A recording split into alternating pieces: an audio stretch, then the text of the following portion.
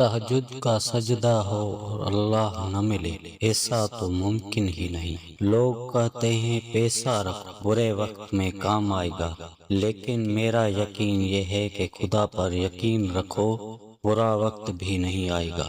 عرش والے سے رابطہ اور واسطے مضبوط ہو تو فرش والے آپ کو نقصان نہیں پہنچا سکتے۔ نہ کر نصیب سے اتنے گلے، اے مسلمان، جب اللہ راضی ہوتا ہے تو ہر چیز مل جاتی ہے۔ تکلیف میں صبر سے کام لو، کیونکہ سونے کو آگ سے آزمایا جاتا ہے، اور مومن کو تکلیف سے۔ اللہ سے ڈرتے رہو تاکہ تم فلاح پاؤ، بے شک اللہ تعالی ہر وقت توبہ قبول کرنے والا، رحم کرنے والا ہے۔ تمہارا رب خوب جانتا ہے تمہارے دلوں میں کیا ہے۔ اگر تم شکر کرو گے تو میں تمہیں زیادہ عطا کروں گا۔ توبہ کی مہلت ملنا بھی اللہ کا ایک بہت بڑا احسان ہے۔ جس شخص سے اللہ ناراض ہوتا ہے، اس سے سجدوں کی توفیق چھین لیتا ہے۔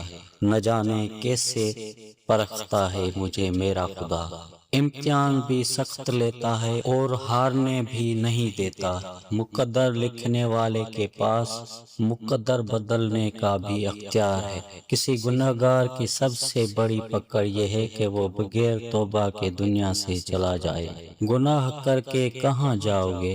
اے انسان، یہ زمین آسمان سب اسی کا ہے، صرف رب کو سنایا کرو حال دل، دنیا والے تو رسوا کر دیتے ہیں۔ خطرہ نہیں مجھے زمانے کے زوال کا، حضور صلی اللہ علیہ وآلہ وسلم کی آل کا میں دیوانہ ہوں۔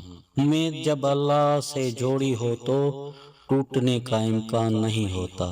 یقین کر کے تیرے کن پہ مولا بڑی حسرتیں سنبھال رکھی ہیں۔ کون کہتا ہے خدا نظر نہیں آتا؟ ایک وہی تو ہے نظر آتا ہے جب کوئی نظر نہیں آتا۔